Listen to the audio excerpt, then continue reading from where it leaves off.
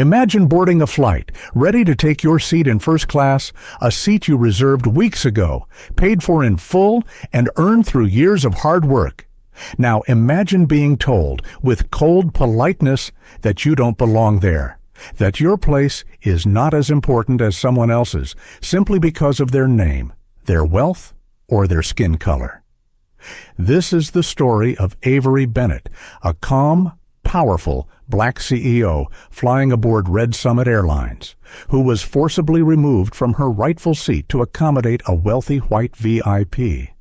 But Avery is no ordinary passenger. She is a billionaire businesswoman, a silent shareholder in the very airline that tried to push her out. What happens when quiet dignity meets systemic injustice? How far can one woman's refusal to move spark a corporate firestorm that shakes an entire industry? And what does this story say about the invisible barriers many still face in spaces meant for all? Stay with us as we dive deep into a real-life drama unfolding at 30,000 feet one seat. One voice, one moment that changed everything. If you believe justice and fairness belong in every cabin hit, like, share this video, and subscribe to our channel. Let's start this journey together. The gate agent smiled warmly as Avery Bennett approached, her black leather carry-on rolling smoothly behind her. It was early morning at Phoenix Sky Harbor, and the hush of a luxury terminal buzzed gently with anticipation. Through the tall windows, rays of desert sun spilled across the tarmac, lighting up the metallic curve of Red Summit Airlines Flight 604. Avery wore no name tag, no logo. She never needed them. Her presence alone spoke of quiet power, refined navy trousers, a fitted white blouse, and a steel-gray cashmere coat draped over one arm. Her hair was twisted neatly into a low bun, her skin radiant against the muted backdrop of first-class boarding. "Good morning, Ms. Bennett," the agent greeted, scanning her boarding pass. "Seat 1D your usual." Avery offered a nod, her voice low but warm. "Thank you. Have a smooth day." She moved past the gate and down the jet bridge, her heels clicking with precision, her mind already transitioning. Her schedule in D.C. was packed health policy briefings, a panel on AI in healthcare delivery, and a private dinner with a major federal health advisor. But the flight was her quiet in-between, a time to review, reset, and breathe. First class was nearly empty. Soft lighting, whisper-quiet music, leather seats that reclined nearly flat. She liked seat 1D front row window. Clear view, easy exit. She placed her carry-on in the overhead, lowered her laptop into the wide tray, and sat down. Everything about the moment was smooth, until it wasn't. The disturbance came not with volume, but with entitlement. A tall man in a navy pinstripe suit entered the cabin. Wesley Darden, 60s, silver hair, stocky build, a face sculpted in familiarity with power. His steps were slow, deliberate, and even from several feet away, he gave off the scent of someone used to being deferred to. He paused as his eyes locked on Avery, his brow lifted. A smirk tugged at his lips. "I think you may be in the wrong seat," he said casually, raising his ticket between two fingers. "This is 1D. I always fly 1D. Avery looked up from her screen, her hands still resting on the keyboard. She studied him for a moment, measured his tone, his stance, his lack of inquiry.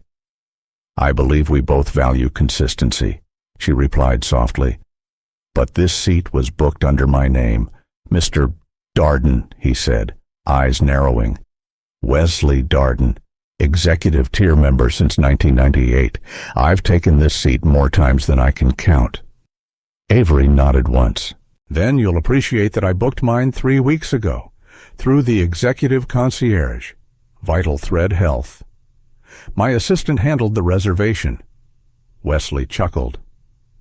"You must be new to the rotation. That concierge knows me by name. Her jaw tightened slightly, then released. That makes two of us. A ripple of tension began to stir as other passengers trickled in. A few side glances. The captain hadn't boarded yet. And now, a figure appeared beside Wesley Chloe Marlin, lead flight attendant, blonde hair in a taut twist, flawless red lipstick, clipboard in hand. "Mr. Darden," she greeted with a bright tone. "Good morning. Welcome back." He leaned slightly toward her. "There's been a mistake. This woman's in my seat." Chloe turned toward Avery. Her smile faltered, just for a second, then reassembled. "Hi there," she said. "Could I just take a look at your boarding pass real quick?" Avery held it out without a word. Chloe scanned it, then glanced at her tablet. "Well, I see here that you are in seat 1D, she confirmed, hesitating. Wesley crossed his arms. "That's what I've been trying to say. It's clearly a glitch in the system." "Actually," Avery said, calmly, "it isn't. My company booked this seat under our executive contract. I'm also a Red Summit Gold Plus member. If you check the loyalty tier, I match if not exceed." "Mr. Darden," Chloe gave a tight smile. "Understood. It's just. Mr. Darden is one of our most consistent VIP flyers. We typically try to honor his preference for 1D whenever possible." Avery blinked once. "Even when it's paid for?" A pause. Chloe leaned in slightly, her voice softer now. "Would you be willing to switch to 2A? It's still in first class and has—" "No," Avery said, not harshly, but with finality. "I'd like to stay in the seat I reserved." Chloe stepped back, trying to maintain composure. Wesley's expression hardened. "This is ridiculous," he muttered. "I don't have time for amateur hour." Avery returned her focus to her laptop. She didn't need to explain. Not now, not here. But deep in her chest, something familiar stirred. Not rage, not fear, just the exhausting certainty of being doubted in places you've rightfully earned. Wesley didn't sit. He stood, waiting, commanding. And the atmosphere in the cabin grew heavier by the minute. Behind them, a younger flight attendant, Mariah DeLuca, mid-20s, stood near the galley, clutching her tablet. She had witnessed everything. Her fingers hovered over the intercom, hesitating. Something wasn't right. You could feel it in the air, in the unspoken weight behind every polite word. She watched as Avery adjusted her seatbelt, her movements precise, unshaken. And for a moment, Mariah wasn't sure who the true first-class passenger was, the man clinging to history, or the woman calm enough to own her presence without raising her voice. Mariah reached into her pocket and tapped her smartwatch camera. Silently, she began to record. The hum of the aircraft systems filled the space as more passengers entered the cabin. The first-class section, usually a sanctuary of polite distance and muffled greetings, was thick with a quiet tension that only a few seemed to fully grasp. Avery Bennett remained in seat 1D, her laptop open, though her fingers had stopped moving across the keyboard. Her expression was calm, even serene. But inside, her thoughts were tracing paths she knew too well, not of fear but of calculation. He didn't ask, he assumed, and she. She didn't question his assumption either. Across the aisle, Wesley Darden had not sat down. He stood upright with his arms folded across his chest, close enough to Avery's seat to block her line of sight. He shifted from one foot to the other, clearly expecting compliance.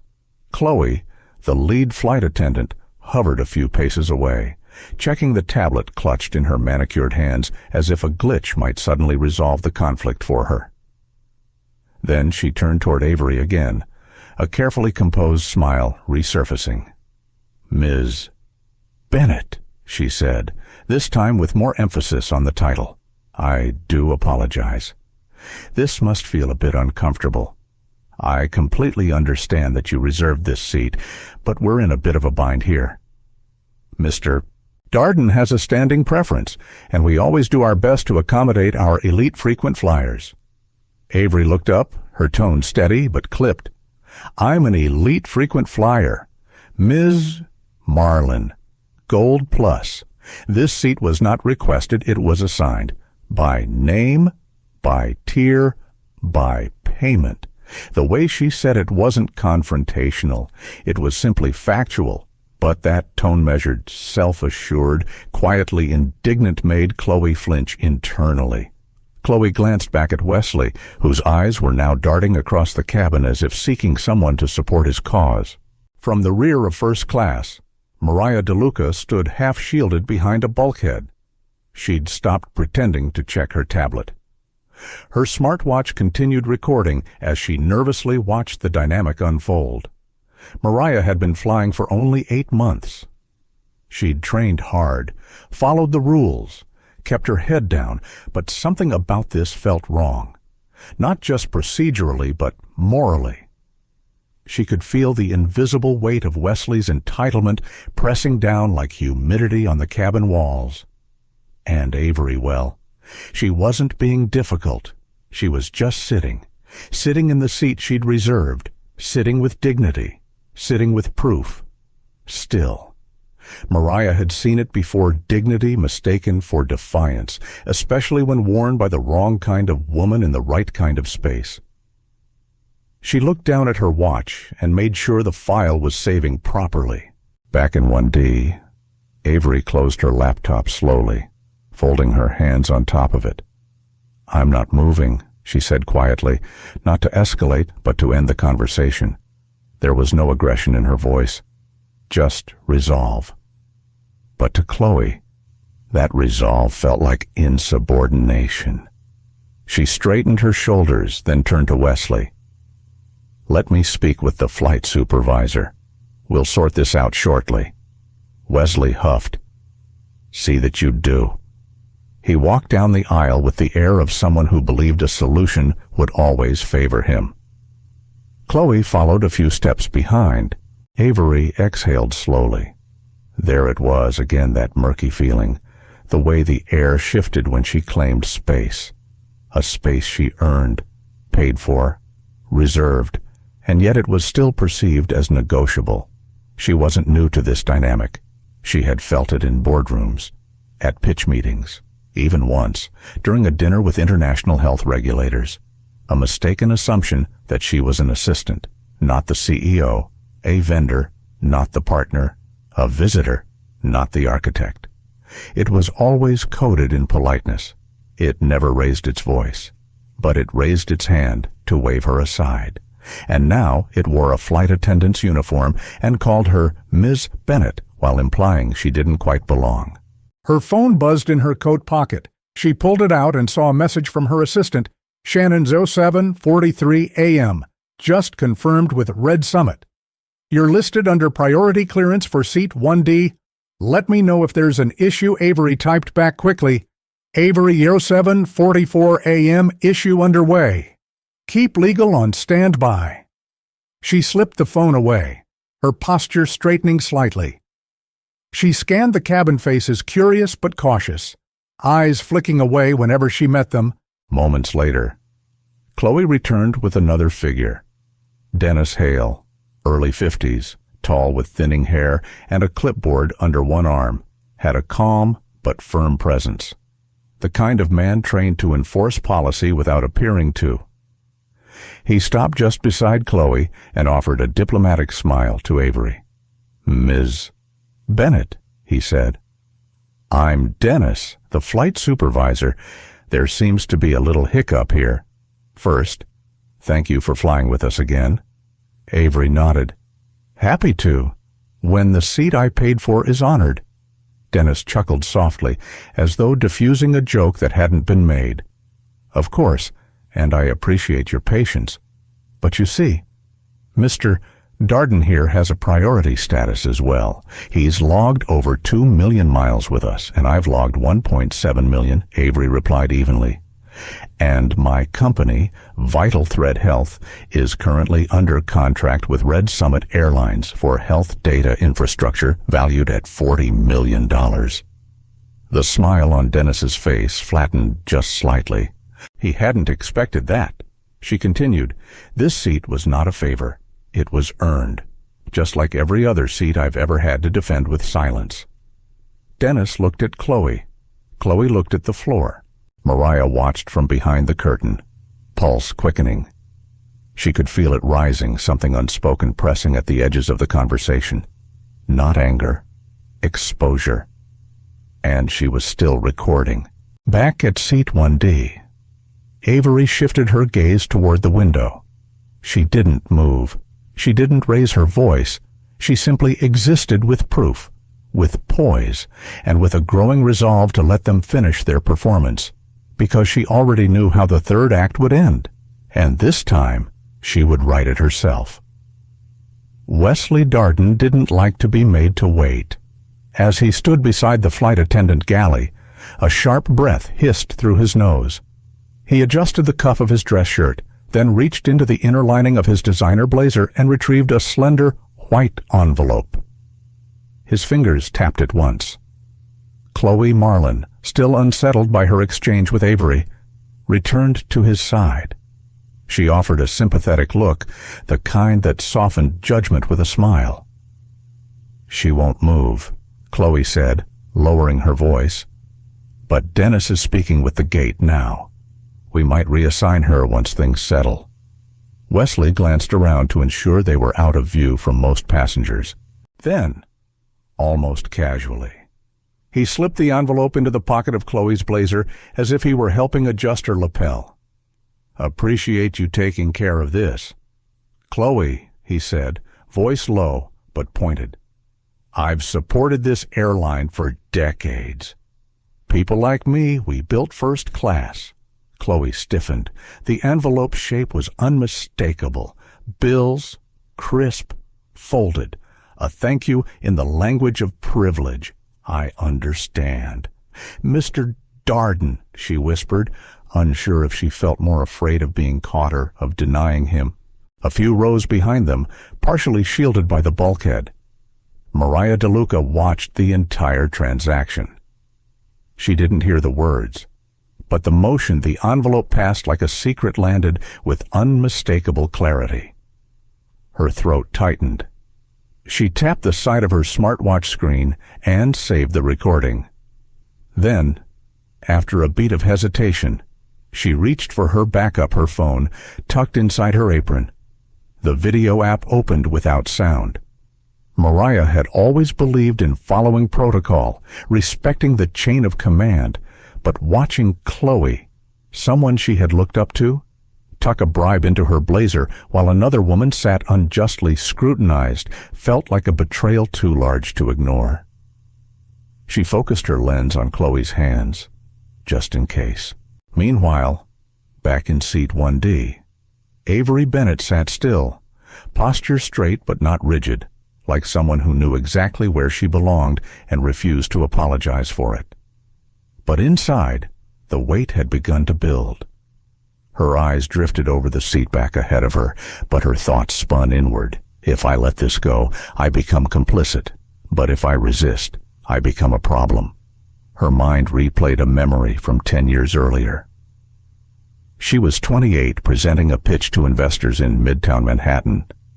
A young associate had interrupted midway through to ask if she could fetch more water for the table. He thought she was catering staff. She hadn't corrected him. She finished the pitch, raised the capital, and cried alone in the car after. That day still haunted her, not because of the insult, but because she hadn't said anything. She promised herself that night, next time, I will not vanish. Even when they want me to, this moment, right here, was the next time. Dennis Hale returned to the front cabin and crouched slightly beside Avery. He didn't smile this time. "Ms. Bennett, the captain is now aware of the situation. We're trying to avoid further escalation. If you'd be so kind as to move to 2C, we'll offer you a flight voucher and a formal apology after landing." She turned toward him slowly, I don't want a voucher. I want what I paid for. Dennis shifted, exhaling through his nose. I'm sure you understand, he said with subtle sharpness. Sometimes discretion is the better path. Avery blinked. What exactly am I being discreet about, Mr. Hale? He opened his mouth, then closed it again. She was too poised, too clear. The threat of optics loomed large. Still, he pushed. Look, I know people in your position. People in my position, Avery echoed. Dennis paused. Her voice remained steady. I built a company that delivers real-time health care to over 2 million patients a month. I manage a national team of 420 clinicians.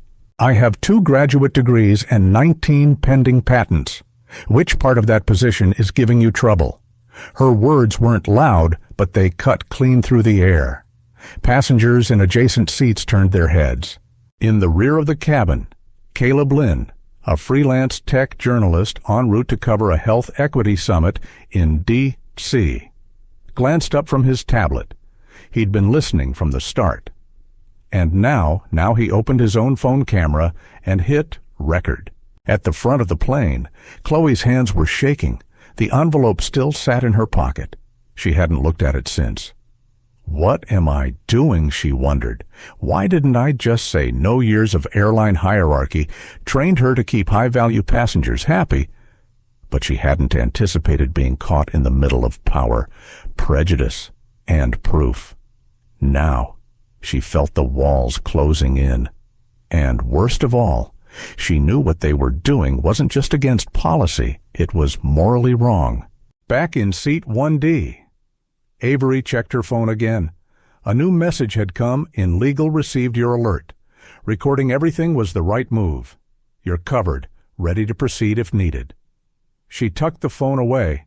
Outside the cabin windows, the sun was rising higher, but inside, the pressure continued to build. Then Chloe approached again, eyes tight. Ms. Bennett, she said, voice nearly trembling. If you don't comply, I'm afraid we'll have to involve security. Avery looked at her. Really looked, not at her uniform, not at her practiced smile, but at the panic behind her eyes. Avery tilted her head slightly and said, Then please do.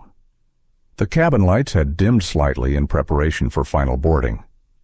First-class passengers murmured low conversations, though most now sat watching the slow unraveling at the front of the plane with thinly veiled interest. Avery Bennett remained seated in 1D, her shoulders relaxed, her breath steady, but her mind had gone sharp and still like a diver just before plunging deep. She didn't flinch when Chloe Marlin returned with a third figure. This time, it was Captain Elijah Forrester himself. Early 60s, veteran demeanor, calm, detached. His pilot's jacket bore silver wings that had likely flown through decades of clear skies and corporate cover-ups. He stopped just short of Avery's row, his expression unreadable. His words were clipped, measured. Ma'am, I'm Captain Forrester. I've been briefed about the situation up here. Our goal is to avoid escalation and get this aircraft in the air on time. Avery didn't respond immediately. She studied his eyes. Professional distance. No warmth. Just containment. Forrester continued. You've been asked several times to move seats. I'm now formally requesting your cooperation to relocate to 2C, so we may proceed with departure. Avery leaned back, keeping her tone low, clear, and even. Captain, I'm in my assigned seat. Paid in full. Platinum tier member. My credentials are confirmed. There's no policy that allows you to reassign a confirmed seat without cause. Forrester shifted slightly. It's not about policy. It's about operational efficiency. Avery's eyebrow rose. So, when an elite customer is asked to yield their seat to a wealthier white male, efficiency is the justification. His silence was answer enough. A few feet back, Caleb Lynn, still recording discreetly. muttered under his breath. That's going to play well in court. He adjusted the angle on his phone, zooming in on Captain Forrester's stiff jawline. Chloe, standing beside the captain, broke in. "Ms. Bennett, please, we're trying to make this smooth for everyone." "Everyone?" Avery asked, tilting her head. "Or just Mr. Darden Wesley, who had taken the temporary refuge of 2A while watching the scene unfold, stood now with a forced chuckle. "This is becoming exhausting," he said, just loud enough to be heard. "We're all being held hostage because someone wants to make a scene." He looked directly at Avery. "You're in the wrong seat, sweetheart. Just give it up." Mariah DeLuca's stomach turned, still behind the curtain. She clutched her phone tighter. She had a video of the bribe. She had audio of Dennis calling Avery a PR risk. And now she had a full recording of the captain using vague threats dressed in efficiency. She knew this wasn't just a seat dispute anymore. It was a system revealing itself. Back at 1D, Avery's fingers gently tapped the armrest. She wasn't angry. She had no interest in shouting.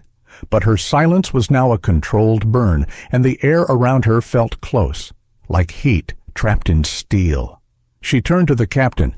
"Sir, I am recording this interaction. I am documenting every word. I have legal support standing by and video evidence of an envelope exchange between Mr. Darden and your flight crew. If this plane departs with me removed from my assigned seat, I will pursue every remedy available." Forrester exhaled through his nose. Not a sigh. Just enough breath to suggest frustration. "I see." Then he looked to Chloe and Dennis, who had joined them again with 2 airport security personnel in tow. The officers were calm, young, and unsure of their footing. They didn't move right away. One of them, Officer Ramon Wells, gave Avery a respectful nod. "Ma'am, we've been called by crew to assist, but we'd like to hear your side first." Chloe blanched. That wasn't part of the script. Avery nodded once. She reached into her coat pocket, pulled out her phone, and tapped the voice memo app. "My name is Avery Bennett. I'm a confirmed passenger in seat 1D. I am the CEO of Vital Thread Health, a contracted digital infrastructure partner of Red Summit Airlines. I have documentation proving my payment, loyalty tier, and boarding assignment. I am being asked to vacate my seat without cause, in favor of another passenger who offered money to the flight crew. I have not raised my voice. I have not violated protocol." Mariah's breath caught. Avery's tone was like ice on glass calm, cutting, controlled. Officer Wells glanced at his partner. He turned back to Chloe. "Ma'am, is there an official infraction here?" Chloe hesitated. Dennis stepped in. "She's refusing a direct order from the captain. Based on—" Dennis's jaw flexed. "She's obstructing boarding operations." The officer looked uncertain. Avery pressed further. "Is refusing to surrender a legally assigned seat considered obstruction?" Now Chloe's voice wavered. "It's a matter of discretion." Avery shook her head. "It's a matter of optics and accountability." At that moment, Mariah made a decision. She stepped out from behind the curtain. Her voice wasn't loud, but it carried. "I saw Mr. Darden hand you an envelope. Chloe." The entire cabin fell quiet. Passengers sat frozen. Chloe's lips parted, stunned. Mariah continued, stepping forward, "And I recorded it, along with Dennis calling Ms. Bennett a reputation risk. This isn't a seat dispute. This is misconduct." Wesley turned pale. Chloe stepped back. Dennis's face went blank. Even Captain Forrester blinked. Then Caleb stood too. "I'm a journalist. I have this entire thing on video." Passengers gasped. Someone else muttered, "Oh my God." The quiet tension cracked into open outrage. Avery didn't move. She didn't need to. The truth had finally spoken for her. The cabin was silent. All the pre-boarding rituals, the casual greetings, the corporate smiles, they'd vanished. What remained was tension you could taste. Passengers didn't look away anymore. They looked closer. Because when Mariah DeLuca, a rookie flight attendant, spoke up, when she said she had proof of a bribe, the performance stopped. Now it was exposure. Avery Bennett sat motionless in seat 1D. But inside, her thoughts were precise. She wasn't simply reacting, she was calculating. This wasn't about reclaiming one seat. This was about holding a line that had been crossed 1,000 times before for herself and for the ones watching quietly from elsewhere. She tapped her phone once. The message she typed was simple. Avery 08:15 a.m. confirm breach. Activate leverage clause. Notify general counsel. Full release pending. Her thumb hovered. Then she hit send. 6 time zones away. In a private conference room in Washington, D.C. Her legal team received the message. Iris Wong, general counsel of Vital Thread Health, straightened her glasses and began forwarding the documentation. An internal folder labeled Clause X Red Summit opened. It detailed something Red Summit Airlines had forgotten. Avery Bennett wasn't just CEO of a billion-dollar company. She was a silent equity partner. Through a network of silent investments and strategic acquisitions, Avery controlled 12% of Red Summit Airlines Class B shareholder voting stock, enough to call for an emergency ethics hearing. Clause X was buried deep in Red Summit's shareholder agreement. And Avery had written it. Back on the plane, Captain Elijah Forrester turned to Dennis Hale, his supervisor. "Is this true?" he muttered, too low for passengers to hear. "She's a partner." Dennis looked pale. I didn't know." Mariah stood frozen, holding her phone like a shield. Caleb Lynn, the freelance journalist, stopped recording just long enough to post the footage with a caption, "Red Summit Airlines just tried to remove a black female CEO from her seat for a white VIP.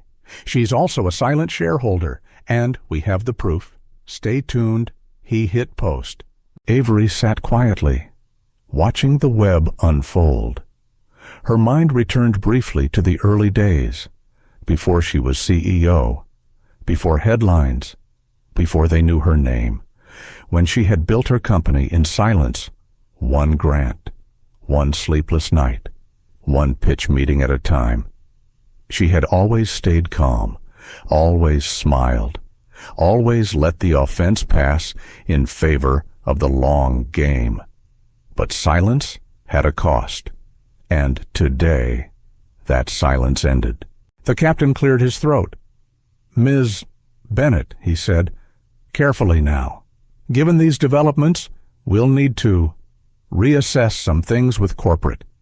She looked up at him, eyes steady.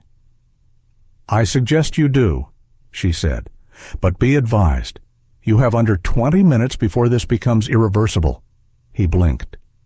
"Excuse me, I've activated a contractual clause that will notify your board of directors," Avery said, her voice soft but unyielding. The footage taken on board, paired with the financial transaction between Mr. Darden and your flight crew, constitutes ethical violations in a public-facing business. If Red Summit does not respond immediately, I will proceed with a formal shareholder review, followed by public release of all evidence. Dennis's jaw slackened. Chloe sat down in an empty seat, face pale. Wesley Darden stood, confused, angry. What the hell is she talking about? What clause? Avery turned to him for the first time in minutes. "Clause X," she said evenly. "Shareholder protection against discriminatory practices. I co-authored it during your last merger. You should have read the small print." Mariah blinked. She hadn't known any of this. Avery didn't just belong in first class. She helped build the structure it sat on. Passengers murmured louder now. One woman said, "She's got them by the throat." Another whispered, "That's why you don't underestimate quiet women." The power had shifted, visibly, irreversibly. Back in the crew galley, Chloe whispered to Dennis, "I thought she was just another customer." Dennis said nothing, because that was the problem. Caleb refreshed his phone. His tweet had gone viral, 30,000 likes, 12,000 shares. He looked back at Avery.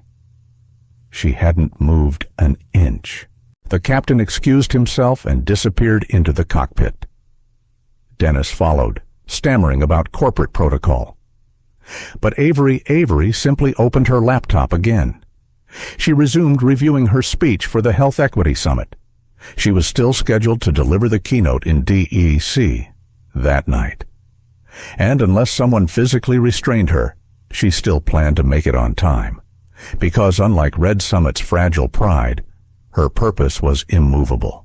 At the top of her screen, another message popped in from Iris Legal 0823 AM. "We're live. Shareholder alert distributed. Press kit prepared. CNN flagged the footage already." Avery took a breath. Outside, the morning sun blazed across the tarmac. Inside, the shadows in Red Summit's cabin had begun to scatter. By the time Captain Forrester sealed himself inside the cockpit, the temperature inside the cabin had shifted. Not the physical temperature, the social one. Passengers no longer pretended not to watch. Every whisper now lingered, every glance sharpened. And somewhere above 50,000 views, Caleb Lynn's video was now being shared by tech influencers and civil rights lawyers. The title said it all. Black CEO kicked from first class for white VIP. Then they found out who she was. In seat 1D, Avery Bennett remained still, yet every beat of her presence throbbed like a drum. She wasn't agitated, she wasn't emotional, but she was awake, the kind of awake that comes only after you've been underestimated for too long. Mariah, still standing a few feet behind, looked at Avery the way you look at someone holding an invisible flame. "I'm sorry," she whispered, her voice cracking. "I should have stepped in sooner." Avery didn't smile. She didn't soften. But she did tilt her head with something gentler than forgiveness, something closer to respect. "You did now," she said. At that moment, Chloe Marlin returned to the cabin, her face pale, her lips tight. She addressed the passengers as if nothing had happened. "Ladies and gentlemen, we apologize for the brief delay. We're coordinating with ground crew and will be airborne shortly." She didn't mention the viral videos. She didn't mention the looming shareholder crisis. And she definitely didn't mention the woman still seated in 1D with all the receipts. But the passengers weren't fooled. One woman in 2 folder, white, elegant, raised her hand. "Excuse me," she called calmly. "I just saw this woman be harassed for sitting in her paid seat. Are we getting an actual explanation, or are you hoping we forget before takeoff?" Chloe blinked. I'm not authorized to discuss internal procedures, ma'am." In 3A, a middle-aged black man closed his laptop. "I fly Red Summit every month. Never seen a captain get involved over a seat until now." More murmurs, more shifting. Someone in row 4 muttered, "This is gonna cost them millions." Back in the cockpit, Captain Forrester was sweating. He had called Red Summit corporate, hoping for a script, an order, anything. Instead, the line kept ringing. At the 4th ring, it diverted to voicemail. The company was scrambling behind the scenes, and he knew it. Meanwhile, in the terminal lounge, a young Red Summit social media associate sprinted to the head of PR. "We have a situation on 604, she said, breathless. Another delay, the director asked. "No, a storm." "Look at this." She flipped her screen around. It showed Caleb's video, now at 78,000 views. A trending tag pulsed at the bottom, "Justice for Avery." The director's face turned white. "Oh, hell." "On board," Wesley Darden sat with his arms crossed, growing angrier by the minute. He leaned toward Chloe. "Can't you just get her off? She's causing a scene." Chloe, defeated, shook her head. "You caused it, sir. Now we're all in it." Mariah bit her lip. Wesley turned to Avery. "Enjoy your moment, sweetheart. Won't last." Avery blinked slowly. "This isn't a moment," she said. "It's a mirror." Caleb's phone pinged. Another update retweeted by Ava DuVernay. He exhaled sharply. Okay, now it's definitely not just about a seat anymore. He started a live stream. "Hey, folks," he said into the lens, "I'm still on Flight 604. The airline tried to force a black CEO out of her first-class seat for an older white VIP. But she's not just a CEO. She's a silent shareholder. And she's pushing back." He panned the camera slowly toward Avery, not intrusively, but respectfully. This woman is what power looks like when it stops apologizing. Elsewhere in the cabin, passengers began speaking out on social media. A man in 5A posted, "She showed her pass. She booked it. They tried to move her anyway. This isn't just racism, it's protocol protecting privilege." A woman in 4D uploaded a short clip with the caption, "I fly every week. I've never seen this happen to a white man in a suit. Not once." Up front, Avery opened her email again. Another message from Iris Wong, her legal chief, Iris 0826 AM, press outlets now reaching out. "Do you want to release the footage from Mariah too?" Avery stared at the screen. Then she replied, "Avery 0827 AM, not yet. Wait for their official response. If they stay silent by landing, release everything." She turned off her Wi-Fi. Sometimes silence is louder. At 30,000 feet, people often feel helpless, trapped, isolated. But not this time. This time, the truth had altitude, and it was flying with Avery. The announcement came quietly. "Ladies and gentlemen, we will be experiencing a brief delay before departure. Please remain in your seats." The speaker system crackled, but the unease didn't. Every passenger in Red Summit Airlines Flight 604 now knew they weren't just witnessing a delay. They were witnessing a reckoning. Avery Bennett, still in seat 1D, didn't move. Her body was still, but her mind pulsed with clarity. Across from her, Wesley Darden sat brooding in 2A, the sour expression of a man who'd finally realized the world wasn't bending like it used to. Behind her, Caleb Lynn whispered into his phone for his live stream audience. And just to her right, Mariah DeLuca clutched her phone like a lifeline, refusing to stop recording. Then they came. 2 uniformed officers, airport security, not federal, stepped onto the plane. One was tall, quiet. The other, a woman in her early 30s, looked around cautiously before approaching. "Ms. Bennett," the male officer asked. Avery turned her head, her expression calm, eyes sharp. "Yes. We've been instructed by airline crew to ask you to vacate your seat." He paused, eyes flicking toward Chloe, then back. "I want to be clear. This is not a legal removal. This is a customer relations request. You are not under arrest. You are not being charged with anything." Avery nodded once.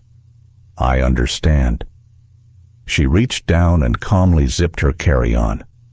The entire cabin watched as she stood not in surrender, but in sovereignty. As she stepped into the aisle, Caleb's live stream exploded. She's leaving. But not because she lost, because she documented everything. They're walking her off. And I think Red Summit just made the biggest mistake of its corporate life. Mariah followed Avery's steps with her camera, her hand shaking slightly. She whispered, mostly to herself, "They really did it." Avery paused near the galley. She turned to Chloe Marlin, whose face had flushed crimson beneath her makeup. "I'd like your full name," Avery said softly. Chloe stammered, I... You can find it, I already have it. But now I've heard it directly. Then she turned to Dennis Hale, who had emerged again, clipboard in hand, sweat under his collar. "To you," she said, "I'll simply say this negligence isn't neutral. You chose who to believe before I even spoke." Dennis opened his mouth, but no sound came. As Avery neared the door, a woman in row 4C stood abruptly. "Miss," she called, "I just want you to know, my daughter is watching your live stream right now." She said, "Mom, she looks like me. She looks strong." Avery stopped for half a breath. Her eyes flicked toward the woman, then down. She nodded, once, and stepped off the aircraft. The terminal was bright with artificial light, but it felt like stepping into a different dimension. Her phone buzzed with dozens of notifications. She ignored them. Instead, she walked slowly to the Red Summit VIP Lounge, a space she'd used dozens of times before.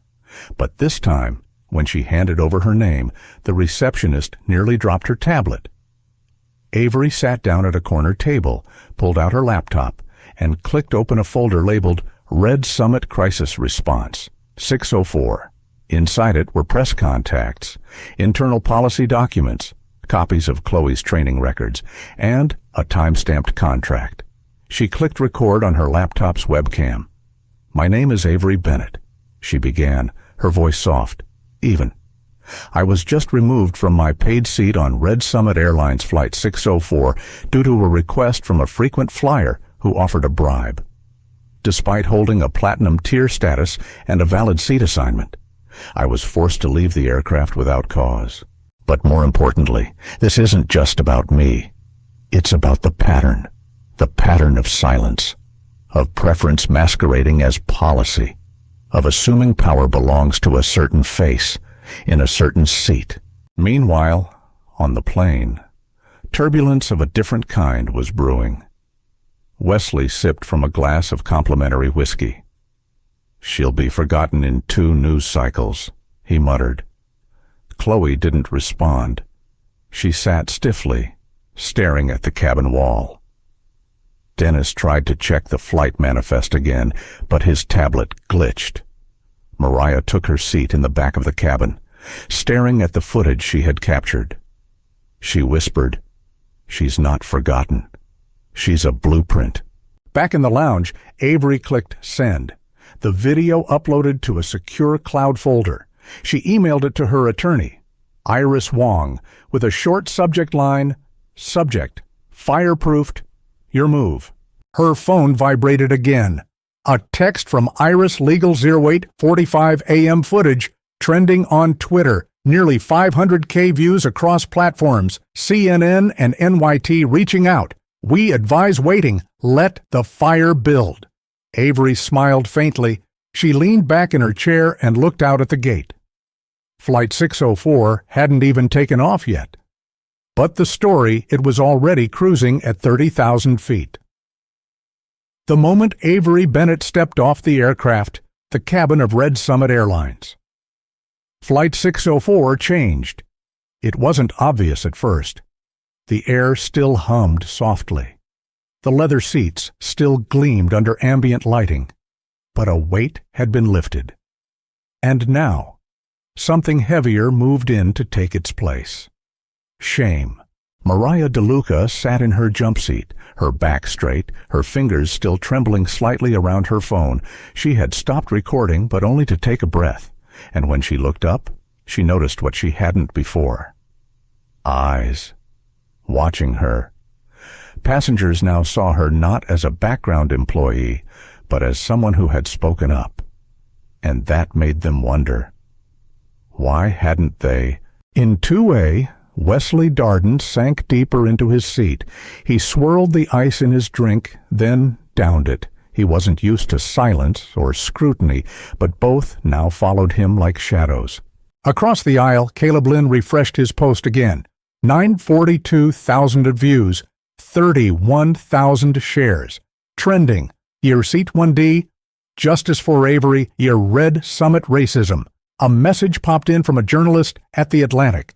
Are you still on the flight? We want a first-hand quote. Caleb didn't respond yet. Instead, he looked around, at the passengers.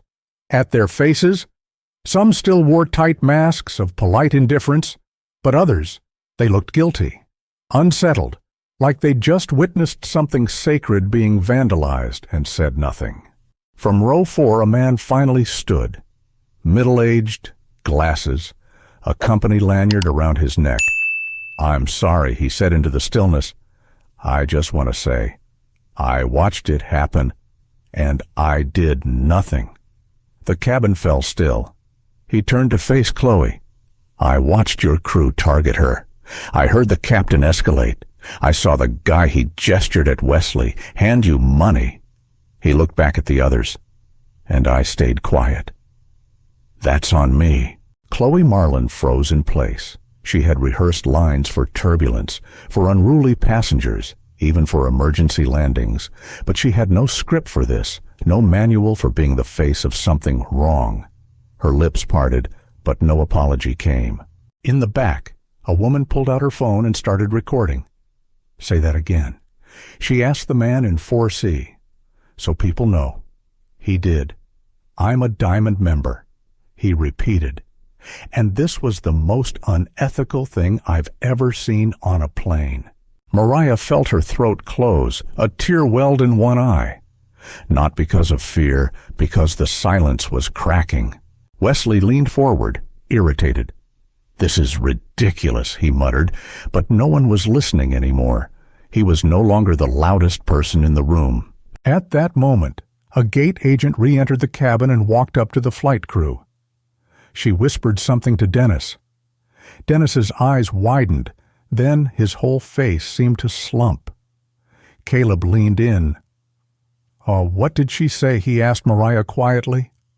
Mariah barely turned her head. "I think corporate just called back." Dennis cleared his throat. He took the intercom microphone and pressed the button with trembling fingers. "Ladies and gentlemen, this flight is being temporarily grounded. We'll be returning to the gate. Please remain seated." Gasps rippled through the cabin. Someone shouted. Because of her, another voice responded, "No, because of them." In the VIP lounge, Avery received the update in real time via text. "Iris D-Wait 56 AM Flight 604, return to gate. Internal suspension pending. You've shifted the weather pattern." Avery didn't smile, but she did close her laptop with intention. On the plane, passengers began standing up not to disembark, but to speak. "I fly Red Summit weekly. This is a stain," said a man in 3B.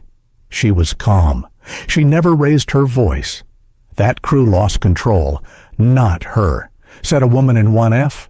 Even a teenage boy in the back rows said, "I want to be someone like her someday, not like him," jerking his head toward Wesley. Chloe sat in the galley, head in her hands, not crying, just breathing, shallow, short. She remembered her first day on the job, how she'd promised herself she'd never become this, but the culture had taught her otherwise. It had whispered, "Protect the regulars. Don't ask questions. Just move people around." Now she was the one being moved. Mariah walked over to her, quietly, carefully. "You can still fix this," she said. Chloe looked up, how Mariah extended her phone. "Confess? On video? Say what happened. Own it." Chloe hesitated, then, slowly, she took the phone. In the cabin, Caleb started a new stream. "Flight 604 may be grounded," he said, "but the real takeoff already happened." In silence, then resistance, then truth. He looked into the lens. This isn't just one woman's seat. It's a mirror for every seat taken unfairly, in every system built to erase us quietly. Outside, the plane returned to its gate. Inside, the passengers were no longer just travelers. They were witnesses, and some were becoming allies. At 9:02 a.m., the internet caught fire. What began as a single video uploaded from a seat in row 2A had now spread like an electrical storm, uncontrolled, impossible to contain. Justice for Avery surged into trending territory across Twitter. TikTok, and LinkedIn at the same time. One tweet read, "She showed her ticket. She showed her card. She showed restraint." And Red Summit showed us what quiet racism looks like in 2025. Within minutes, major news outlets picked it up. CNN breaking news viral video. Black CEO removed from paid first-class seat after VIP intervention. The New York Times passenger or shareholder airline faces backlash after forcing influential tech leader off plane. Bloomberg vital thread CEO removed. Mid-flight Red Summit's stock dips 6% amid scandal. In her corner of the Red Summit VIP lounge, Avery Bennett sat still, watching it all unfold, not with triumph, but with astonishing precision. She clicked open a dashboard. On one tab, social mentions, rising by the second. On another, Red Summit's shareholder value shifting in real time. And in a separate window, a drafted press release titled, "A Statement on Seat 1D." She didn't click publish. Not yet. The silence from Red Summit HQ was still the loudest part of the story, and she was letting it echo. Back on board Flight 60I-4, Mariah DeLuca sat in the galley, watching Chloe's impromptu video loop over and over. Chloe had done it. She'd confessed. Not just to the bribe, but to the pattern. We were trained to prioritize VIPs, not just by rank, but by face. I knew she had the right to that seat. I just assumed she'd step aside. And that's the problem. The video was now being shared under a new hashtag, Our Flight 604 Confession. Mariah wasn't sure if Chloe had done it to save herself or to start over. But either way, truth had momentum now. In the cockpit, Captain Elijah Forrester sat hunched over the comms panel. Listening to corporate legal read him a pre-drafted apology over a scrambled channel. His fingers trembled slightly on the yoke. "We need to mitigate this," the voice said. "The optics are devastating. Just get the passengers home and let PR contain it from there." But even he knew PR couldn't contain this. He looked at the crew manifest, then at his own 30-year record, then, slowly, he powered down the mic. Meanwhile, in Red Summit's Chicago headquarters, the top-floor boardroom buzzed in near chaos. A wall-mounted TV looped Caleb's video, Mariah's confession, and now Avery's silent presence as clips. She hadn't spoken yet on social media, but her absence had become part of the legend. She was the storm they'd flown into and couldn't steer out of. Back in the lounge, Avery received a message from her legal counsel. Iris Wong, Iris 908 AM CNBC, just aired a segment quoting you as a major shareholder. Flight 604's landing delay just broke their morning market report. Also, activist investors want in. You've just become a symbol, ready to publish. Avery hesitated, then typed, "Not yet. Let the crew land first." She wasn't out for blood, she was out for balance. And she wanted everyone watching to understand the difference. In San Diego, a high school teacher paused class to show students the viral clip. In Atlanta, a black businesswoman tweeted, "This is why I take screenshots. Keep receipts. Walk with poise. We've been surviving in first class for decades. Now, we're documenting it." In London, a civil rights attorney offered Avery legal support pro bono. She didn't need it, but the offer mattered. Back on the plane, Caleb Lynn refreshed his stream. 1.3 million views, 42,000 shares, 17,000 comments. He scrolled through the replies. The way she stayed seated, iconic. That crew just got themselves fired live. She's not just a passenger, she's a shareholder assassin. He smiled grimly at that one. In 1D now empty, Wesley Darden leaned back, gripping his glass tighter than necessary. No one offered him another drink. Even the air felt colder. He had always operated in the quiet corridors of executive status. But now he was the face of a structure rotting from the inside, and for the first time in decades, he felt irrelevant. At 9:16 a.m., Red Summit's social team posted a vague, sanitized update. Red Summit Airlines is aware of an incident on Flight 604. We are investigating and take all customer concerns seriously. The comments were merciless. This isn't a concern, it's a scandal. Investigate your pay structure while you're at it. Where's Avery's name? Cowards within minutes. The post had 100,000 replies and 0 likes. Avery finally opened the draft statement.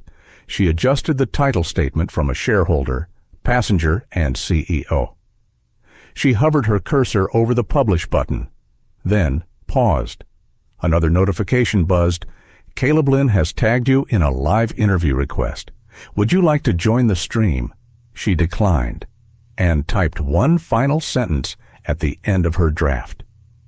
This story isn't about revenge. It's about systems and the cost of staying seated when you're told to stand down. Then she hit post. And with that, Red Summit's skies cracked open. The seat they tried to take became a platform.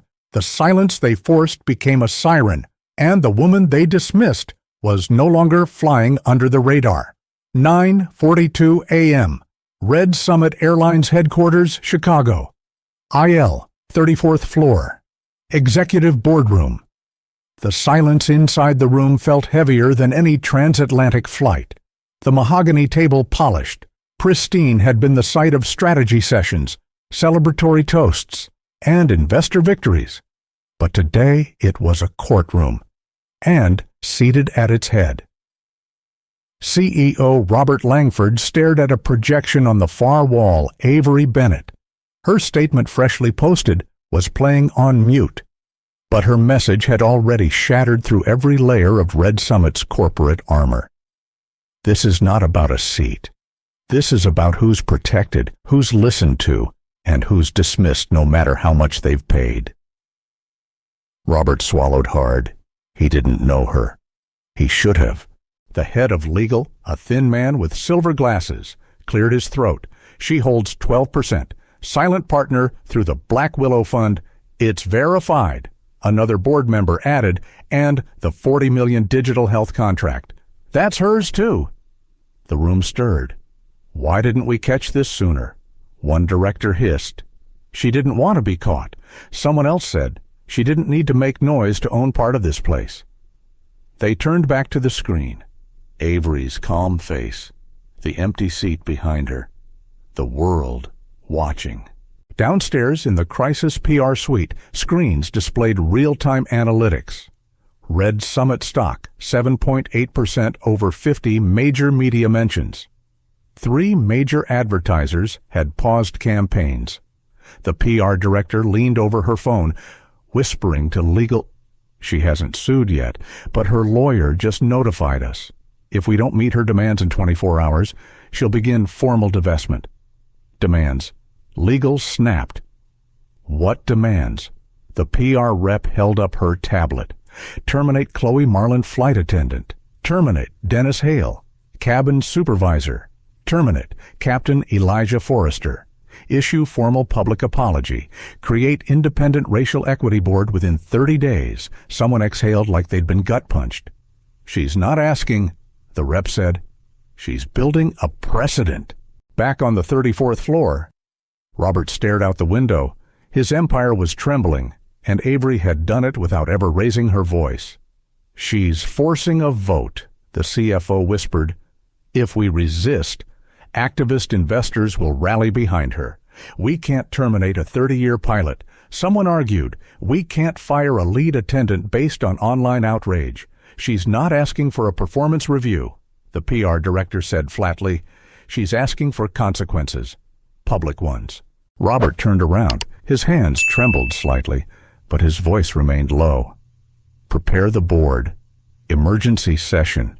This afternoon, Robert, the head of flight operations, protested. She's dragging us through the mud. Robert looked at him with something between shame and clarity. No, he said. We put ourselves there. She's just turning on the light. Meanwhile, in her quiet lounge in Phoenix, Avery Bennett closed her laptop. Her phone buzzed with nonstop notifications, but she ignored them. Instead, she reached for her journal, a simple black notebook. No logos, no branding. She wrote just one sentence: "Silence is comfort for the powerful," and a chokehold for the rest. She set the pen down, then exhaled, not relief, just truth. At 10:08 a.m., Iris Wong sent her a text. Iris hearing from 2 other airlines. They want to talk partnership. Also, internal memo at Red Summit leaked. They're voting this afternoon. Avery texted back, "Let them vote. I'll be watching from the runway." At the same moment, the crew of Flight 604 sat in a holding area back at Phoenix Gate C3. Chloe Marlin scrolled through news updates, tears streaking quietly down her cheeks. Mariah sat beside her, hand on her shoulder. "You told the truth," Mariah said gently. "You started over. That counts." Chloe nodded, barely. In her lap. Her phone buzzed again. This time, it was from Red Summit HR. Subject: immediate meeting request. Internal ethics review. She didn't open it. She didn't have to. In a small, rented apartment just outside Chicago, Captain Forrester sat at his kitchen table, staring blankly at his pilot wings. He held them gently, like an artifact from a different life. He'd followed protocol. He'd followed the chain of command, but somehow that chain had turned into a noose. And deep down, he knew it wasn't the first time, just the first time anyone had filmed it. Wesley Darden, meanwhile, exited the terminal in Manhattan and stepped into a black SUV. His firm had already received a notice from 3 clients pausing contracts pending reputational clarification. His assistant's voice was shaking when she said it over speakerphone. "I think you should lay low for a few weeks." Wesley didn't respond, because for the first time in decades, his name had become toxic, not powerful, just loud, and the world had stopped listening. Avery stood quietly at Gate D6. She wasn't flying Red Summit anymore. Not today. Another airline had offered a private jet as a gesture of goodwill. She'd declined. Instead, she booked a regular seat coach on a small regional line she once helped fund.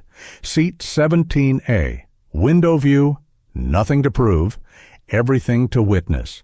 By 11:30 a.m., Red Summit Airlines issued its first real statement, not the earlier PR draft. This one carried weight. It opened with her name to Avery Bennett. "We offer our deepest apology, not only for your removal from Flight 604, but for the systems that allowed it. We acknowledge the failure of our protocols, our personnel, and our culture." It continued effective immediately. Red Summit Airlines has terminated the following employees: Dennis Hale, Cabin Supervisor; Chloe Marlin, Lead Flight Attendant; Captain Elijah Forrester, Flight Commander. Additionally, Red Summit is launching an independent equity review task force, co-chaired by third-party leaders, including a representative of Ms. Bennett's choosing. The post flooded across platforms. Comment sections lit up. About time? It's not enough, but it's a start. Say her name louder, and then, within 20 minutes, Avery herself responded. Not through press, not through video, but with a single post on LinkedIn. Accountability is not vengeance. Change is not cosmetic. Thank you to those who spoke when it was easier to stay silent. The journey continues. Seat 1D is just the beginning. Back in her office in Phoenix, Iris Wong leaned back in her chair, watching the market stabilize. Vital Thread just jumped 3.1%, she said aloud. Red Summit just dropped another 2. Avery, seated across from her, sipped tea. "I didn't want anyone fired," Avery said quietly. "I know," Iris replied, "but they were part of the pattern, and the pattern had to crack." Avery nodded, then paused. "There's a cost to all this, emotional, human. Yes, but you didn't break the plane. You just showed everyone what it was flying on. Meanwhile, Mariah DeLuca sat outside HR's office, wringing her hands. She had kept her job, barely, but her heart still ached for Chloe, and for everything they'd been complicit in, even passively. When the HR rep called her in, she stood. Before the meeting began, Mariah asked one thing: "Can I help write the new training manual?" The rep blinked. Mariah smiled faintly. "If we're doing this, let's do it right." In a quiet retirement home in rural Illinois, Captain Elijah Forrester opened his mailbox. Inside was a letter with no return address, just a short note. Typed, "Captain, you made a mistake. But the question now is, what do you do with it? We still need pilots, not just in the sky, but on the ground." Abe. He held the letter for a long time, and, for the first time in days, he allowed himself to breathe. In a downtown New York law firm, Wesley Darden scrolled through headlines in silence. He had been suspended from the board of 2 organizations. His name had quietly disappeared from conference keynote listings. A memo leaked from his hedge fund. "We are reviewing internal policies regarding client representation and public conduct."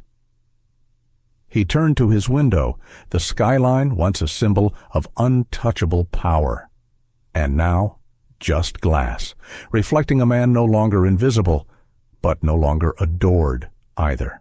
At 2:00 p.m., a nonprofit announced its newest advisory council member. We welcome Avery Bennett to the inaugural board of EquiWings, a watchdog organization dedicated to transparency and equity in air travel. The press release went viral, especially this quote: "We don't want to cancel airlines. We want to land differently. We want safer skies for everyone, not just in the air, but in how we're seen." Later that evening, Avery walked into her modest condo just outside Scottsdale. No entourage, no press, just the sound of her dog's paws tapping on the hardwood floor. She sat on her couch, pulled off her shoes, and looked around. The room was still, and finally, so was her heart. Her phone buzzed with a call from Caleb Lynn. She answered. "Still alive out there," he joked. "Somehow," she replied. "Whole world thinks you're the Rosa Parks of 2025. She smiled faintly. "I'm not. I just didn't move when I was told." He paused. "Well, a lot of us are moving now, because you didn't." She didn't answer, didn't need to. The silence said enough. That night, Caleb's stream featured clips from passengers across the country, sharing their own stories, times they'd been asked to give up seats, jobs, places, peace. The stories poured in, but something had shifted. This time, they weren't whispered, they were documented. And at the end of the stream, one last clip aired a passenger's daughter, maybe 12 years old, sitting at her desk, watching Avery's moment on TV.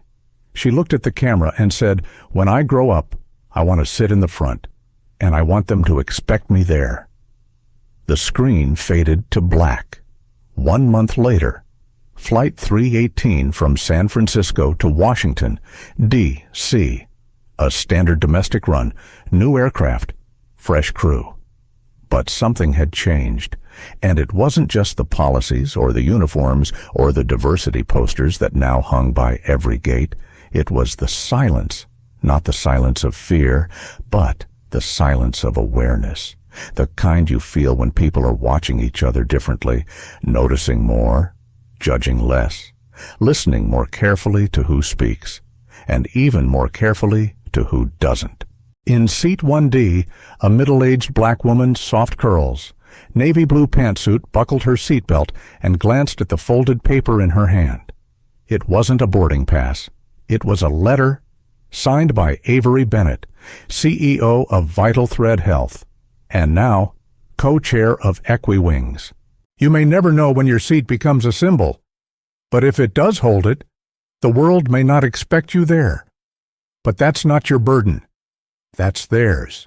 Across the aisle, A young flight attendant approached and smiled nervously.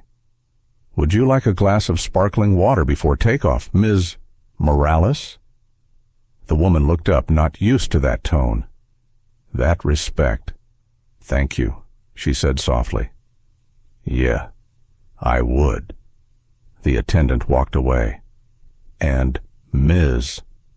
Morales let her hand rest lightly on the armrest, not clinging, just claiming. Meanwhile, thousands of miles away, in a small co-working office in Phoenix, Avery sat barefoot on the couch, typing into her laptop. She wasn't writing a press release. She was drafting a curriculum, a partnership between Equiwings and 5 major airlines, mandatory bias training, protocol audits, and whistleblower protection for cabin crew and gate staff.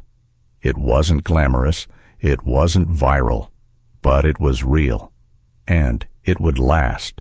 Her phone buzzed. "Iris Wong! Again! NBC wants you live tomorrow. Segment title, The Woman Who Refused to Move." Avery replied, "Tell them I'm not the story. The seat is." Later that day, Avery visited a local community center, not for a keynote, just for lunch. As she walked toward the cafeteria, a teenage girl stopped her. "You're the one who sat in the seat, right?" Avery turned. "I'm one of many. But you made them listen." Avery looked the girl in the eye. "No," she said calmly. "We made them listen." That night, at 7:30 p.m., the FAA released a new regulation. All airlines operating within U.S. airspace must implement anti-discrimination protocols monitored by third-party review boards by Q2 of next year. The note at the bottom, drafted with the advisement of Equiwings. Back at Red Summit HQ, the board had changed. New members, more voices, more mirrors held to power. And in the break rooms, old jokes no longer echoed because people were paying attention. Not because of fear of going viral, but because of something deeper. Conscience. Wesley Darden. His firm restructured. He stayed silent. Still rich. Still untouchable in many ways, but no longer invisible. Every panel he appeared on came with baggage now. He had become a walking lesson, a cautionary tale, and every time he spoke, someone in the room remembered Seat 1D. Chloe Marlin moved to Seattle, took a job at a regional airline entry level again, but this time she walked in with different eyes, with humility. And one day, when a new trainee made a judgment about a passenger based on appearance, Chloe pulled her aside and said, "That's not how we fly here. Not anymore." Mariah stayed, promoted to lead trainer, wrote the new ethics manual cover to cover, and in the introduction she quoted Avery, "If silence protects comfort, then voice builds change." And as for Caleb Lynn, his channel exploded, not with celebrity gossip or flash headlines, but with stories like this one, everyday injustice, spoken plainly, truths with receipts, and communities that no longer whispered. They called his show Seat Taken. One final clip opens the first episode, a wide shot of a plane. Interior cabin, passengers boarding, then a slow zoom to the front row. Seat 1D, empty, lit softly in morning light. The voiceover begins. They told her she didn't belong. She told them, "You don't get to decide where I sit." Fade to black. Avery Bennett's story is more than just a fight for a seat. It's a powerful reminder of the courage it takes to stand firm against discrimination and the quiet strength of those who refuse to be invisible. While one woman's resilience exposed an industry's blind spots, it also shed light on the countless others who face similar battles every day, whether on a plane, in an office, or simply trying to claim their rightful space in the world. Let this story remind us that fairness isn't a favor, It's a right. That justice requires more than apologies. It demands accountability and change. And that silence, too, can be a barrier just as real as any closed door. Thank you for watching this journey unfold with us. If Avery's courage moved you, please like this video, share it with those who need to hear this message, and subscribe to our channel for more stories that matter. Stories that challenge, inspire, and connect us all. The fight for equality is far from over, and your voice is part of the change. Stay tuned for our next video. Together, we can rewrite the rules for everyone's seat at the table.